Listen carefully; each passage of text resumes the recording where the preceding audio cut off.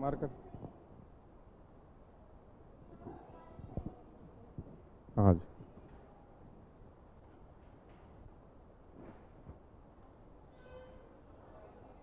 नमस्कार मित्रों, कैसे हो आप लोग। अभी आप पढ़ने जा रहे हो दुनिया का सबसे सरल सब्जेक्ट। हाँ जी, राजस्थान की कला व संस्कृति। बहुत ही सरल सब्जेक्ट, एक ऐसा सब्जेक्ट जो आसानी से याद हो जाता है। अच्छा, मैंने एक दिन संस्कृति की डेफिनेशन पूछी थी आपसे, आपने किसी ने रिप्लाई नहीं दिया।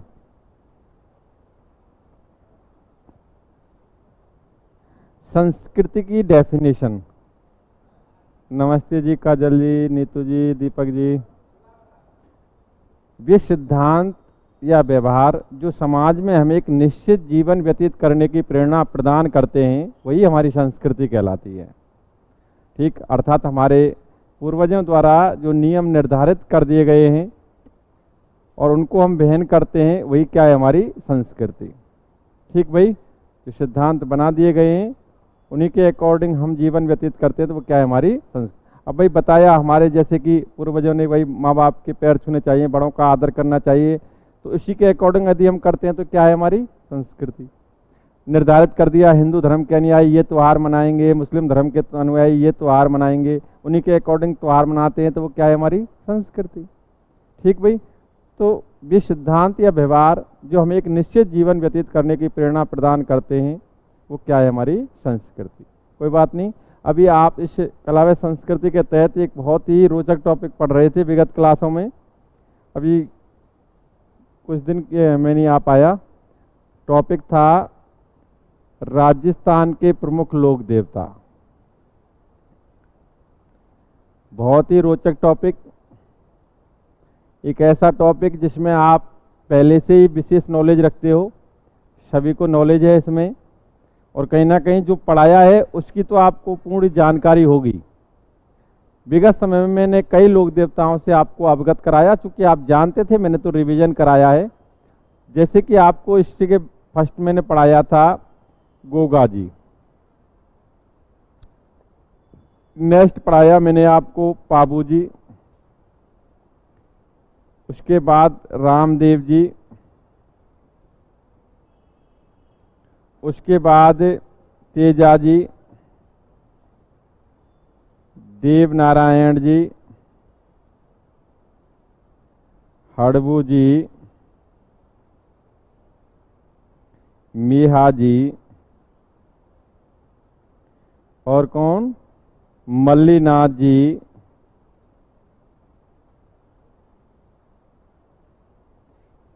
मल्लीनाथ जी। नेक्स्ट बात करें तो वीर कल्लाजी राठौड़। ठीक भाई, इन लोक देवताओं से जुड़ी हुई जानकारी मैंने शेयर की। निश्चित रूप से वीर कल्लाजी राठौड़ से जुड़ी हुई महत्वपूर्ण जानकारी यही थी कि ये 1567-68 में जो चित्तौड़ का तीसरा साका हुआ था, उस समय मुगल सेना से, क्योंकि अकबर ने आक्रमण किया था, मुगल सेना से संघर्ष करते हुए वीर गति को प्राप्त हुए थे। उस दौरान इन्होंने अदम्य साहस का प्रदर्शन किया था। वीर कल्लाजी की छतरी किस दुर्ग में स्थित है, चित्तौड़ दुर्ग। तो मैं सारी चीजें याद हैं, बड़ी खुशी की बात है। अब इनसे रिलेटेड भी जानकारी आपको पूरी कंप्लीट याद होगी। वैसे मैं आपको बता दूं, कोशिश ये रहेगी कि अभी टॉपिक फिनिश होने के बाद जैसे भी होगा ये, उसके बाद आपका एक टेस्ट पेपर यहाँ ले लिया जाएगा।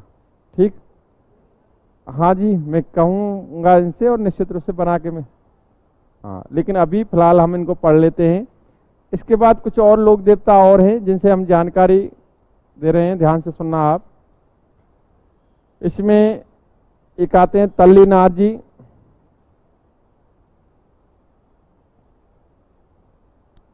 आपने नाम सुना होगा देव बाबा।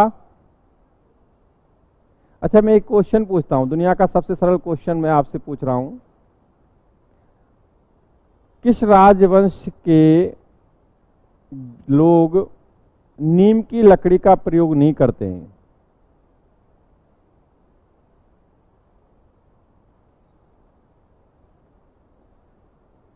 किस राजवंश के लोग नीम की लकड़ी का उपयोग नहीं करते हैं? ऐसा तो है नहीं कि मैंने कभी कभी ना कभी तो बोला होगा। अच्छा जी, कोई बात नहीं है, अब बोल दिया। आंसर है राठौड़ वंश। किसके? राठौड़ वंश के लोग। अच्छा, दूसरा नेक्स्ट क्वेश्चन पूछता हूं, ज्यादा सरल ये है। हाँ, किस लोक देवता के मूर्ति पर नीम की पत्तियां चढ़ाई जाती हैं? तो है ना सरल। नेक्स्ट, किस लोक देवता का थान या मंदिर नीम के वृक्ष के नीचे होता है?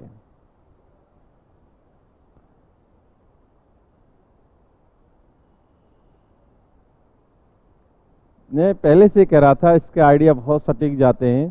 ठीक, कभी भी जब एग्जाम्स कंप्लीट कर लें और उसमें नेगेटिव मार्किंग ना हो ना, तो आइडिया के तहत यदि ये 10 क्वेश्चन करती है तो उसमें से 8 सही चले जाएंगे।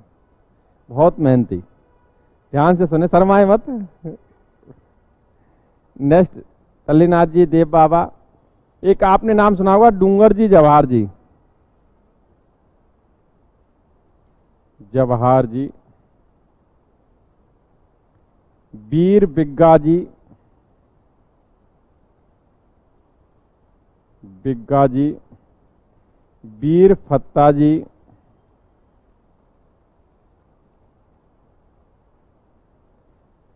और यदि आप नाम जोड़ना चाहें तो इसमें और भी नाम जोड़ सकते हैं, लेकिन अभी हम इनको ही पढ़ेंगे। जैसे एक नाम आपने सुना होगा, मामा देव, एक ईलो जी, और भी कई नाम हैं, चाहे भूरिया बाबा हो, चाहे आप जानते हैं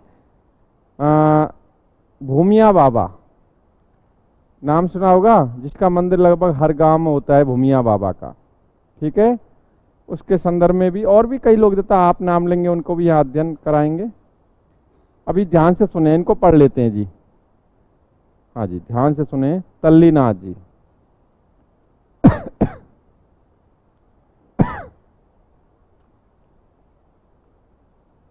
तल्लीनाथ जी नाम सुना है पहले?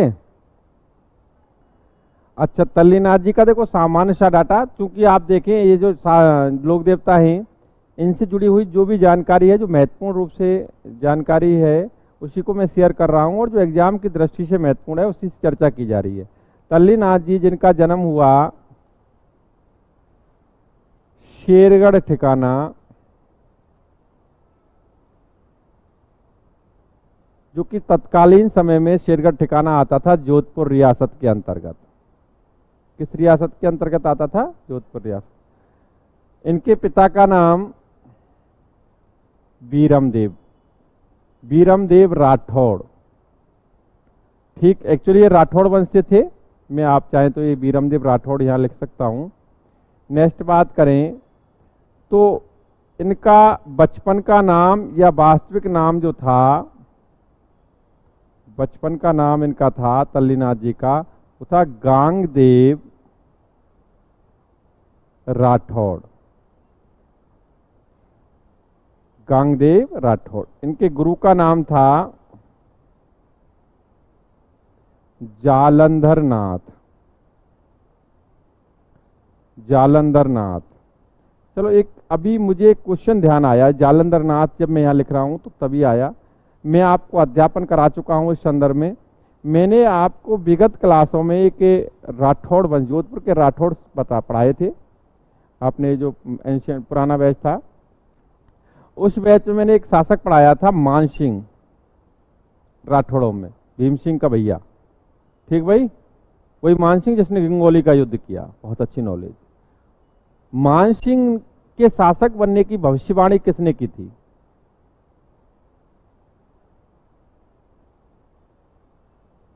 सिर्फ पढ़ते कम हो घर पर तुम, वो कोई दिक्कत नहीं। आयस देवनाथ ने की। पढ़े कहां से, आपको तो हवा लग गई।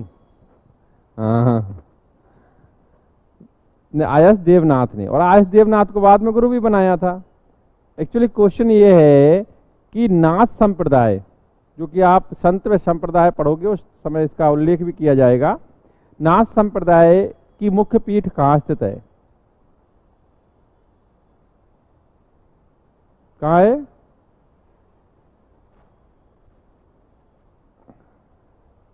महामंदिर जोधपुर। ठीक। मैंने एक और बताया था कि नाथ संप्रदाय की एक पीठ और भी है, राता डूंगा पुष्कर अजमेर में। मैंने दो काइंड्स बताई थी, दो इसके डिवीजन किए थे, माननाथी बैरागपंथी, दो शाखाएं होती हैं नाथ संप्रदाय की। अब मुझे तो आप ये बताएं कि महामंदिर जोधपुर जो मुख्य पीठ है इस नाथ संप्रदाय की, उसमें किसकी मूर्ति स्थापित है?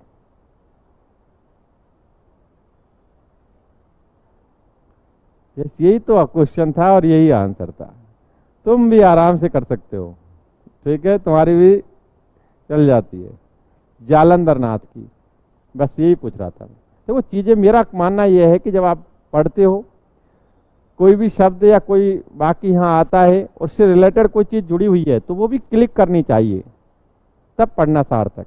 और यार जालंधर नाथ, ओ माय गॉड, वहां पढ़ा था, उस समय किया था मैंने, 100% उल्लेख किया होगा, उस समय बताई होगी, लेकिन क्या कुछ चीजें ऐसी होती हैं जो निकल जाएं। ठीक है, नेक्स्ट बात करें। इन्हें प्रकृति प्रेमी लोक देवता माना जाता है। अर्थात मेरा कहने का मतलब है, इससे अगर तल्लीनाथ जी पढ़ते हो तो इसका सबसे बेस्ट क्वेश्चन यही है, बेस्ट क्वेश्चन इसका यही है कि प्रकृति प्रेमी, देखो मैं निश्चित रूप से अभी जो आप लोक देवता पढ़ने जा रहे हो कहीं ना कहीं उनसे रिलेटेड एक एक दो दो क्वेश्चन इतने महत्वपूर्ण बनते हैं कि जिनके एग्जाम में आने की संभावना थोड़ी बहुत बनती है, थोड़ी बहुत। तो क्वेश्चन सबसे बेस्ट क्या बना कि प्रकृति प्रेमी लोक देवता के रूप में किस लोक देवता को जाना जाता है? सीधा आंसर है तल्लीनाथ जी। ठीक भाई, और इनका मंदिर है पचमुखी पहाड़ी पांचोटा जालौर, यहां इनका मंदिर है। ठीक भाई, और मैं आपको बताना चाहूं तो यह है कि इस मंदिर के चारों ओर ओरण है। ओरण क्या होता है? जो इनके द्वारा स्थापित किया गया था, एक हरे भरे वृक्षों का एक क्षेत्र होता है जिसमें कहीं ना कहीं धार्मिक भावनाओं से जुड़ा हुआ क्षेत्र होता है, और उस पर लकड़ी काटना या पेड़ काटना प्रतिबंधित सा ही होता है एक तरह से, क्योंकि धार्मिक भावनाओं से जुड़ा होता है, लोग काटते ही नहीं है। तो इस जो मंदिर है इनका, उसके चारों ओर इनके द्वारा निर्मित क्या है? ओरण। ठीक भाई, ओरण का मतलब समझ गए, एक ऐसा वन क्षेत्र जो धार्मिक भावनाओं से जुड़ा होता है और वहां पर लोग वृक्ष नहीं काटते हैं, ये ध्यान रखना।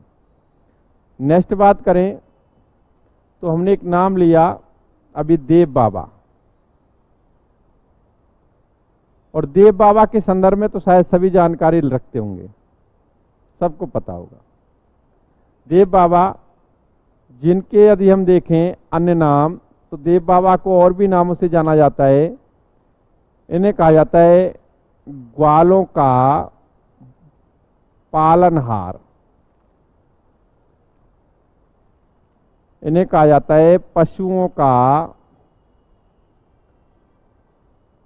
कष्ट निवारक देवता। एक्चुअली ये गुर्जर समुदाय में ज्यादा पूज्य हैं देव बाबा, और देव नारायण जी भी आपने देखा होगा, मैंने बताया होगा उस समय, देव नारायण जी गुर्जर समुदाय में ज्यादा आराध्य पूज्य है, निवारक देवता। नेक्स्ट बात करें हम तो इनका मंदिर है, आप लोगों के क्षेत्र में ही है, नंगला जहाज भरतपुर। ठीक भाई, देखा है किसी ने? गया है कोई? आप गए हो? कौन सी तहसील में आता है? बैर में, बैर में। ठीक भाई, नेक्स्ट बात करें हम तो देव बाबा का वाहन क्या है? पहले मंदिर की बात की है, नंगला जहाज भरतपुर में, तो यहां प्रतिवर्ष भाद्रपद शुक्ल पंचमी व चैत्र शुक्ल पंचमी को मेला भरता है। मेले हमेशा भरते हैं। हाँ जी, मेला भरता है। अर्थात मेरा कहने का मतलब है कि वर्ष में कितनी बार मेला भरता है यहाँ? 2 बार, एक तो भाद्रपद में और एक चैत्र, और दोनों की शुक्ल पंचमी को। ये बहुत अच्छा क्वेश्चन है, इसको जरूर ध्यान रखना। नेक्स्ट बात करें तो इनका वाहन क्या है? पाड़ा। पाड़ा, पड्डा, हाँ ठीक है, पड़ा। ये लड़का कह रहा है पड़ा, ना देखे होते ना? ना और कछु को हो तो बताओ। हाँ, वही पड्डा ही है, ठीक है। और ये लड़का कह रहा पढ़ा, वो पढ़ाई है, ठीक भाई। पाड़ा या पड्डा, पढ़ा, जो भी सब लैंग्वेज में समझते हो। लोक मान्यता अनुसार, लोक मान्यता अनुसार इन्होंने मतलब देव बाबा ने, इन्होंने अपनी मृत्यु के पश्चात भी अपनी बहन एलादी या एलारी, एलादी या एलारी दोनों ही शब्द मिलते हैं, का भात भरा था। भरा था, भात दिया था या भरा था, भात ना जाने, वो ही है, ठीक। ऐसी मान्यता है कि भाई जैसा कि इनकी बहन का जो भात था उसमें निश्चित रूप से धन की वर्षा हुई थी वगैरह वगैरह। तो ऐसी जो लोक मान्यता है कि ये सब किसने किया? देव बाबा ने। ऐसी मान्यता है, ठीक भाई। किताबों के अकॉर्डिंग जो लिखा हुआ है उसके अकॉर्डिंग आपको बताया जा रहा है कि ऐसी मान्यता है कि इन्होंने मृत्यु के पश्चात भी अपनी बहन का भात भरा था। कोई बात नहीं जी, देखो देवी शक्ति हैं, ईश्वर का मैटर है, इस पे तो हम प्रश्न चिन्ह खड़ा ही नहीं कर सकते। क्या होगा ये सब कुछ, ठीक। आपको क्या ध्यान रखना है यहाँ? अच्छा, एक ऐसा कुछ नहीं है कि अलग से पढ़ना पड़े, इसमें बस इतना है। आप देखो गांव में आप देखते होंगे, गांव में ग्वारिये जमाए जाते हैं। हमारे पूर्वी अंचल में प्रचलित है ग्वारिये जमाना, जमाए होंगे। अब ये कुछ अलग बात है कि कोई यूपी से आके यहाँ रह रहा है, उसे क्या पता, ठीक भाई, या फिर महाराष्ट्र से आके रह रहा है, उसे क्या पता। बाकी कि यहाँ का जो लोकल है उसे पता है कि ग्वारिये जमाया जाता है। और गांव के ग्वालों को बुलाया जाता है। ग्वाले आई मीन जो गाय भैंस चराते हैं, अभी तो ये संख्या कम हो गई है, नहीं हमारे घर में भी होता है प्रोसेस, ठीक। शाबाश जिनके मुंह रहा है। और ग्वारियाने नौते आई मीन बुलाते हैं और उनको वो खीर पूड़ी वगैरह वगैरह खिलाया जाता है। हाँ, जयकारा और देते हैं। वो उसके बाद भैंसों के पास जाते हैं, थप्पड़ देते हैं ऐसे, और उसके बाद कहते हैं देव बाबा की जय और बढ़िया ही बढ़िया दे। ऐसा कुछ जुगाड़ होता है, ठीक। तो ये वही लोग देवता है जी, आई मीन देव बाबा, जिनका मंदिर नंगला जहाज भरतपुर में है। इनके मंदिर पर वर्ष में 2 बार मेला भरता है, चैत्र में और भाद्रपद में, दोनों में शुक्ल पंचमी में। इन्हें ग्वालों का पालनहार, क्योंकि ग्वालों को जिमाया जाता है, खिलाया जाता है। और इसके अलावा पशुओं का कष्ट निवारक देवता। बताते हैं देव बाबा के, चल भाई कि देव बाबा के नाम पे प्रसाद चढ़ाया, तेरी गाय भैंस का सही हो जाएगा दुख, ठीक, ऐसा कहते हैं। और ये आपके सामने तथ्य हैं। नेक्स्ट बात करें हम, तो अभी हमने उल्लेख किया था शायद, इसके बाद डूंगर जी जवाहर जी। हाँ, अभी देखो टाइम के अकॉर्डिंग आपके सामने और भी लोग देवता प्रस्तुत किए जाएंगे। डूंगर जी जवाहर जी, पहली बात तो ये दोनों चाचा भतीजे हैं, डूंगर जी चाचा जी और जवाहर जी भतीजा, ठीक भाई। ये तो आप जानते हैं, इनका जन्म हुआ बाठौठ पटोदा सीकर में। कोई नहीं जी, हो जाने दो। ये शेखावाटी क्षेत्र के प्रसिद्ध लोक देवता माने जाते हैं। अच्छा मुझे ये बताएं, मैं आपको 1857 क्रांति पढ़ा चुका हूं, ठीक भाई, जो अपना पुराना बैचेस में भी मैंने पूरा अध्यापन करा दिया 1857 क्रांति का। उसके बस केवल 2 टॉपिक रह रहे थे, एक तो प्रजामंडल और एक एकीकरण। उन 2 टॉपिकों का अभी मैं देखता हूँ ऑनलाइन या कैसे भी करके अध्यापन करा पाऊंगा टाइम निकलते ही। अभी क्योंकि सभी का एक साथ हो रहा है तो कला संस्कृति स्टार्ट कर दी। अभी यहाँ हम देखें, प्रसिद्ध लोक देवता माने जाते हैं शेखावाटी के। मैंने 1857 क्रांति जब प्रारंभ की होगी तो उस समय कुछ तत्वों से अवगत कराया होगा, सामान्य सी बेसिक जानकारी दी होगी मैंने। करीबन करीबन 20 से 25 क्वेश्चन मैंने नॉर्मली आपको बताए होंगे, जो आपने नोट भी किए होंगे। मुझे आप ये बताएं कि 1857 की क्रांति से पूर्व भी एक छावनी के अंतर्गत एक क्रांतिकारी घटना हुई थी, और उस क्रांतिकारी घटना को अंजाम दिया था डूंगरजी जवाहर जी ने। ये तो क्लियर है, किसने अंजाम दिया था? डूंगरजी जवाहर। लेकिन मुझे बस इतना बताना है कि वो क्रांतिकारी घटना हुई थी वो किस छावनी में हुई थी, और ऐसी क्या घटना थी भाई? गालन ने पिचकाए थे, आ जाए याद? अच्छा, बताए जी।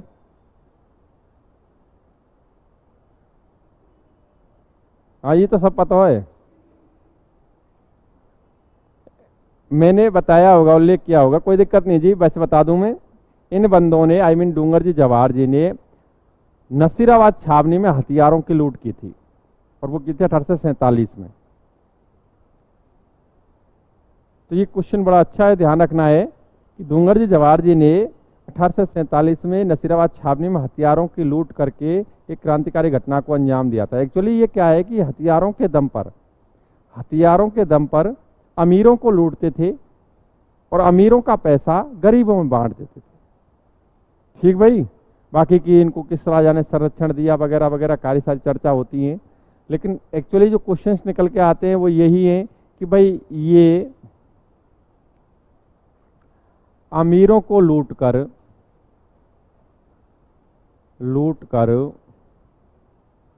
उनका धन, पुरानी फिल्मों में देखा होगा इस टाइप के डकैत मिलते थे, हाँ, उनका धन गरीबों में बांट देते थे। और ऐसे बंदे पॉपुलर बहुत जल्दी होते हैं, और कहीं ना कहीं ये तो लोग देवता है जी, धन गरीबों में बांट देते थे। इन्होंने नसीराबाद छावनी में हथियारों की लूट कर, छावनी में हथियारों को लूट कर क्रांतिकारी घटना को अंजाम दिया। अब वैसे देखा जाए तो देखो, ये लूट करना ये वगैरह वगैरह ये क्रांतिकारी घटना नहीं होती, ये तो लूट ही होती है। लेकिन चूंकि इनकी लूट का उद्देश्य बड़ा अच्छा था, पॉजिटिव था, पैसा लूटो गरीबों में, और गरीबों के लिए तो ये मसीहा बन गए, ठीक भाई। और इसी प्रकार लोक देवता के रूप, अब नए टाइम पे ना बने कोई लोक देवता, उस समय बन लिए जो बन लिए अब नहीं बनना है। अभी कहाँ, अब देखो कितने सारे अच्छे कार्य भी हो रहे हैं, ऐसा नहीं है, अच्छे लोग भी हैं, अच्छे कार्य भी हो रहे हैं, लेकिन लोक देवता कोई घोषित ना कर रहा उन्होंने उस समय हो जाता था क्रांतिकारी घटना को अंजाम दिया।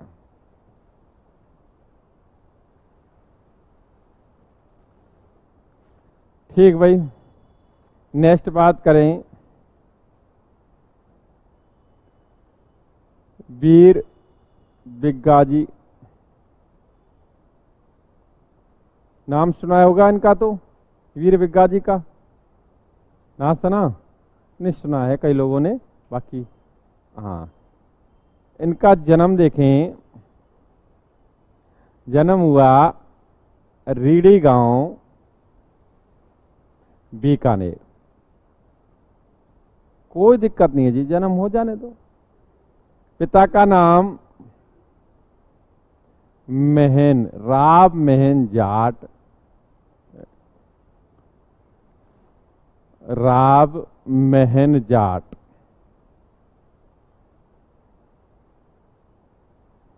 माता का नाम था सुल्तानी।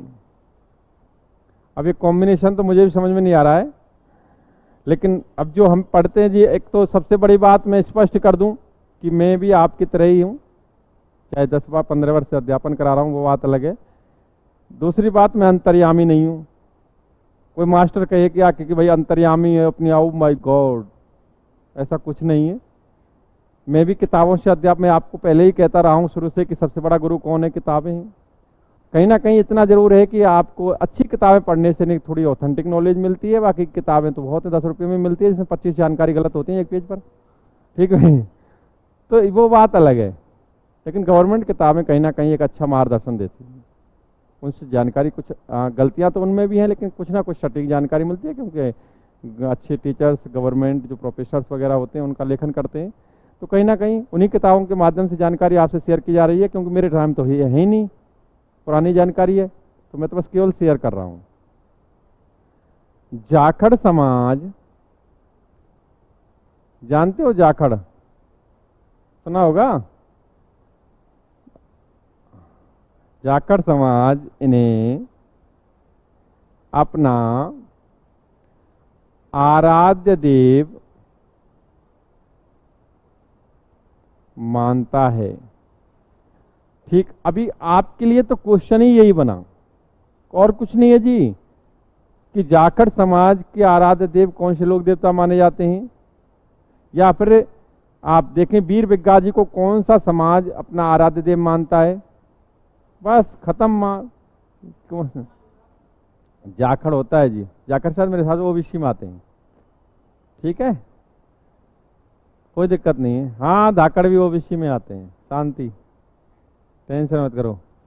वैसे जाखड़ मेरे हिसाब से, बाकी मेरी टच में बहुत कम है, पर ओबीसी में आते हैं ज़्यादा। नेक्स्ट बात करें, ध्यान से सुनना, ये मुस्लिम लुटेरों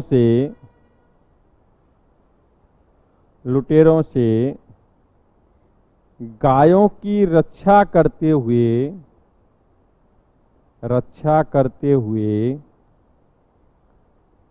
वीर गति को प्राप्त हुई, वीर गति को प्राप्त हुई। ठीक भाई, बस ये देखो, कहीं ना कहीं आप जानते हैं, अगर हम वैदिक संस्कृति का अध्ययन करें तो गायों का बड़ा रोल मिलता है, और हिंदू समाज में तो गायों का रोल रहा ही है। ठीक भाई, आज की बात अलग है कि आप लोग, हाँ जी, लेकिन रियल फैक्ट है गायों का बड़ा रोल रहा है, गायों की रक्षा करना। ठीक, पता है, आप अगर उत्तर वैदिक काल देखें, ऋग्वैदिक काल देखें, ऋग्वैदिक काल का आपको पता है, ऋग्वैदिक काल में सबसे जो बड़ी राजनीतिक इकाई होती थी वो होती थी जन। क्या होती थी? जो कि उत्तर वैदिक काल में कन्वर्ट हुई थी जनपद में, वो बात अलग है, जन। और जन का मुखिया क्या कहलाता था पता है? जनस्य गोपा या गोपति। अर्थात उसका अगर सेंस निकालें तो आपको पता चलेगा इंडियन हिस्ट्री में कि जिसके पास सर्वाधिक गाय होती थी वही सबसे धनी व्यक्ति होता था। ठीक, गाय का, और गाय का अगर रोल पढ़ना है कि गाय की क्या वैल्यू थी तो गोदान पढ़ो कि एक आम इंसान के लिए गाय कितनी महंगी होती थी। मुंशी प्रेमचंद की पता चलेगा आपको वास्तविकता से। वीर गति को प्राप्त हुई है। नेक्स्ट बात करें,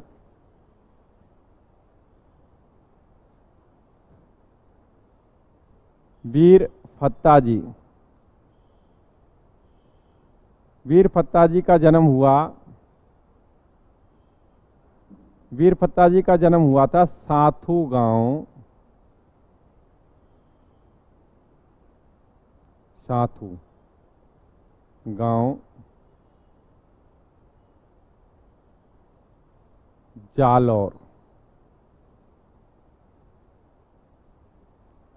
नेक्स्ट बात करें इनके बारे में तो ध्यान से सुनना। इनका मेला, यहीं पर इनका मंदिर है साथू गांव में, और यह मेला भरता है भाद्रपद शुक्ल नवमी को।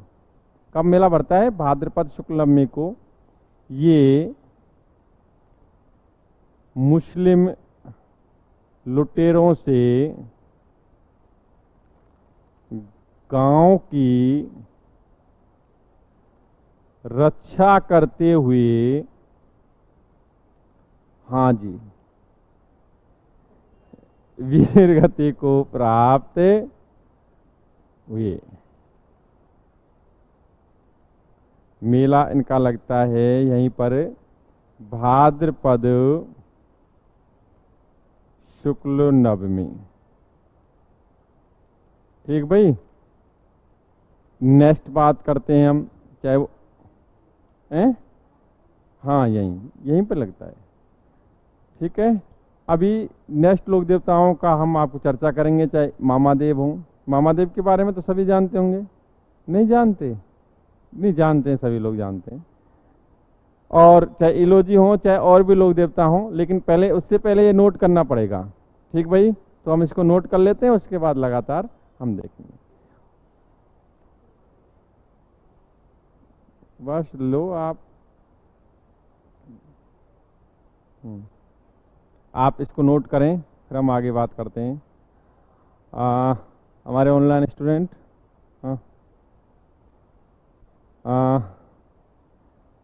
शशि जी, ज्योति जी, मानवेंद्र जी, सभी को नमस्कार। आशा जी, राधे राधे। हाँ जी बिल्कुल, ज्योति जी सही कह रहे हैं आप।